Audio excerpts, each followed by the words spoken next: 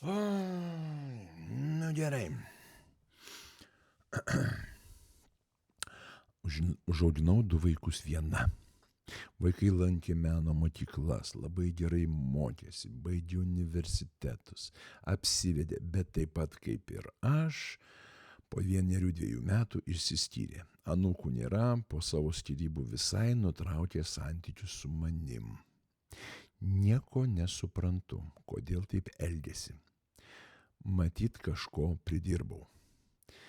Atsiprašinėjau 3 metai, bet tik spengianti tyla vietoj paaiškinimo.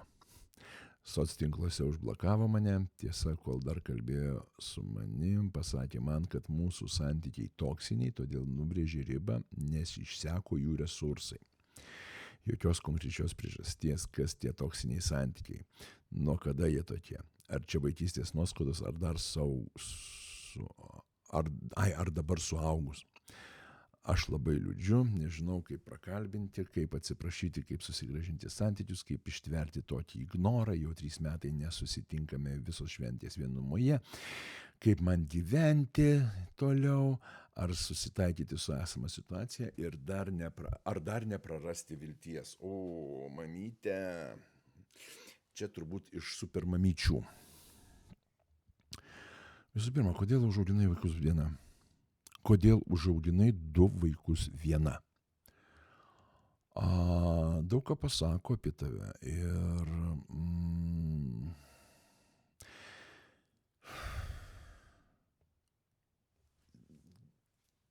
aš manau, kad šita situacija yra be išeities, čia jau tu viskas jau prisidirbai ir srėbk dabar tą derlių, kokį užsiauginai. Bet šitas pavyzdys ir reikėtų jį naudoti kaip nežinau, kaip didelį transparantą. Chebra, meskit lauk visus feminizmus, kurkit šeimas, nesikruškit su kuo papuolė. Jūs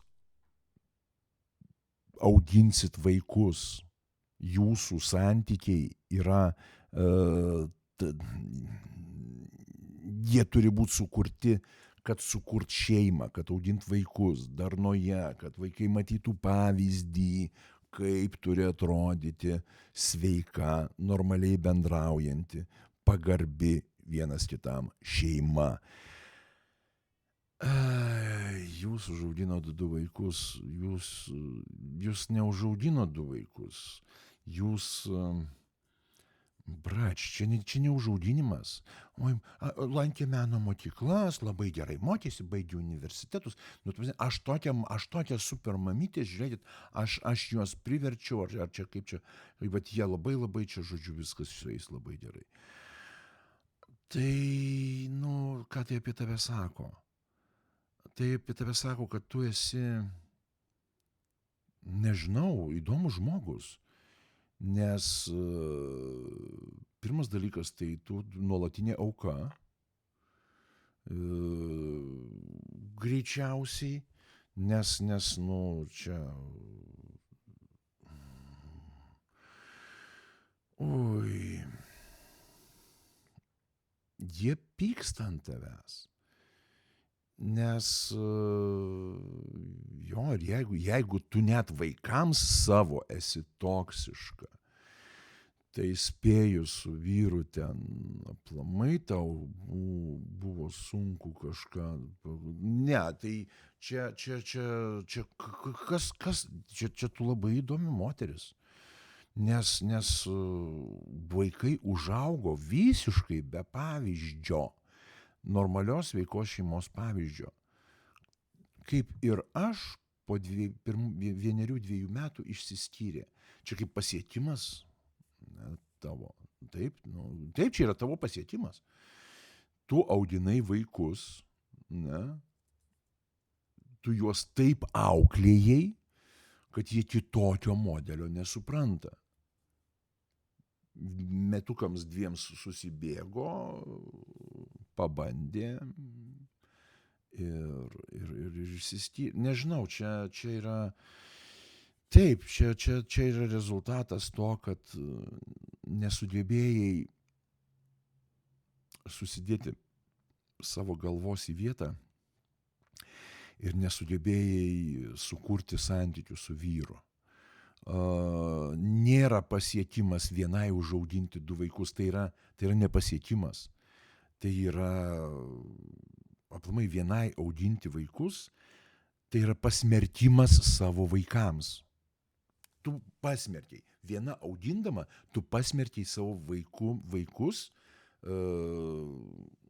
neturėti sveikos šeimos. Vaikai auginami ne blevizgom, o pavyzdžiu. Ir dėl ko sakau, kad jeigu kuriat šeimą, pirmiausiai turite sukurti santykius vienas su kitu. Nesantykiauti, su kuo papuola. Ne? Pas mus tie žodžiai labai gretimi.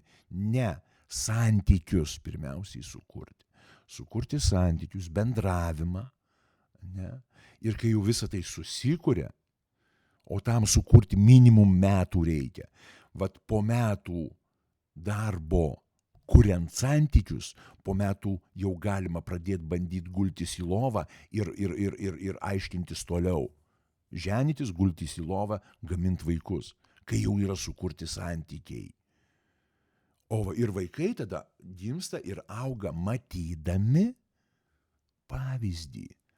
O dabar kokį pavyzdį tu rodai? Kad reikia gyventi vienai ir auginti vaikus, kurie labai gerai mokytųsi, baigtų universitetus, meno mokyklas lankytų, ne? Blemba. O Dieve, ne, tu pelnytai gavai tai, ko nusipelnėjai. Viskas tvarkoja čia. Labai liūdi. Ką pasėsi, tą nupjausi. Tu ką pasėjai, tą turi. Tu norėjai būti viena, norėjai viena auginti vaikus, jie užaugo tokie patys. Jie nori būti vieni. Jie kopijuoja tave. Viskas. Ačiū už dėmesį. Kaip susigrąžinti santykius? Reikėjo sukurti santykius su vyru, su jų tėvu. Kaip ištverti tokį ignorą? Tai kad, nežinau, kitaip mąstyti, bet jau tau vėlu, viskas jau čia. Nežinau, čia tu ką norėjai, tą gavai. Tu ką norėjai, tą gavai, viskas, čia kitaip ne. Liūdna, matyt pagal tekstą liūdna, nes, tu ne to norėjai.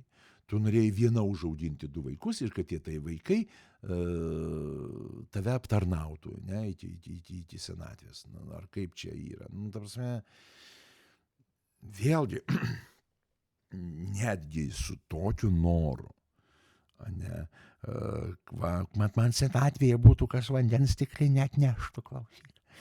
Tai tu turėjai nešti vandens stiklinę savo tėvams. Pavyzdys. Ne, labai liūdnas postas. Labai liūdna istorija. Labai liūdna. Bet ką pasėjai, tą ir pjauni. O